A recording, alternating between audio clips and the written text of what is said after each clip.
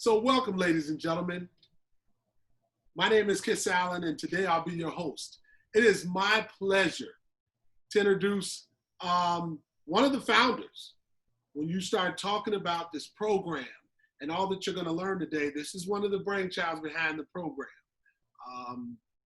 Longtime educator, has a long list, teaching, assistant principal, Chicago Public Schools. We're going to start over. Stop.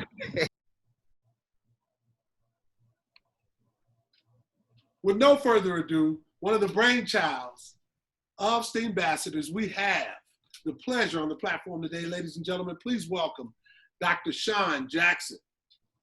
Thank you very much, Mr. Casallan Glover. Appreciate being with you today. How are you today, man? Doing well. Excited about Steambassadors. Excellent, excellent. I want to thank you. We are both looking quite put together with our Steambassador shirts on, buttoned up. Yes. Yes, sir. But with no further ado, let's jump into it, right? We talked about your history, your long history of education, your commitment to our students.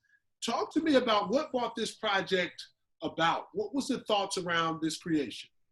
Well, let me be really clear. My partner in crime is not on this interview today, Dr. Nicole Pinkard from Northwestern University, creator of Digital Youth Network. I've always been a fan of hers, met her when I was a principal in Chicago Public Schools, and she's always done phenomenal work with the youth, making sure that they were having opportunities in spaces where they normally wouldn't get opportunities. And so fast forward, now in my role as president of Truman College, I had the opportunity to reconvene with her on this project, which is really designed to meet those opportunity gaps across the city, but to meet them in a very unique way.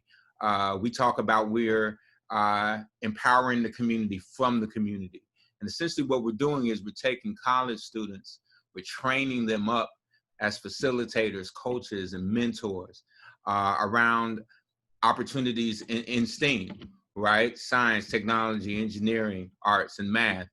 And then they're taking their skills that they've honed over a short period of time, and they are spreading it out to our park districts, our community-based organizations, our churches, and offering opportunities for students and children and parents all across the city of Chicago. Excellent, man. I'm really excited. I've had an opportunity to sit in on a few calls and watch these students, and the level of attention that they're paying to engaging students it's empowering, man. It's so powerful. I think you hit on it, but what's the overall purpose of this work as you think about it from a long-term standpoint? Well, this is an extremely big city, and we know that a lot of our students' learning happens outside of the classroom. And unfortunately, at some times and some points, those resources often are dependent on what zip code you live in.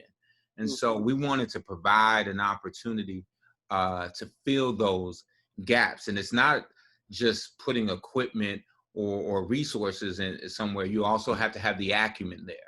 And we thought it was a great opportunity to take these college students and to give them some abilities to empower them, if you will, so they can go back and empower their communities. And so it's really designed to provide access to students and children all across the Chicagoland area. Excellent, excellent. Are there, you know, as I look at it, right, I see a ton of pluses. Are there any challenges that you and both Nicole were faced with creating this platform? Without a doubt. COVID-19, originally, this was a face-to-face model. We had students from Inglewood, students from Roseland, students from Austin, students from Agale Gardens, you name it, already to give back to their own communities. And then COVID happened. And so we couldn't do face-to-face, which created some unique challenges. But we just changed the modality and now go in a virtual mode.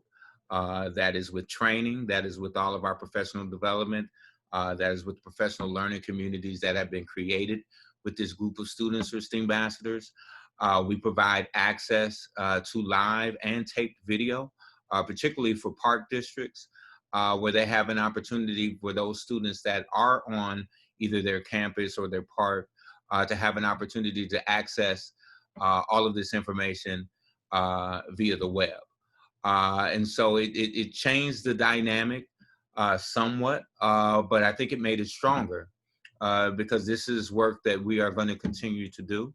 And when we talk about access, what better way than provide access than through the web? And so we're really excited about what we've been able to come up with for this summer.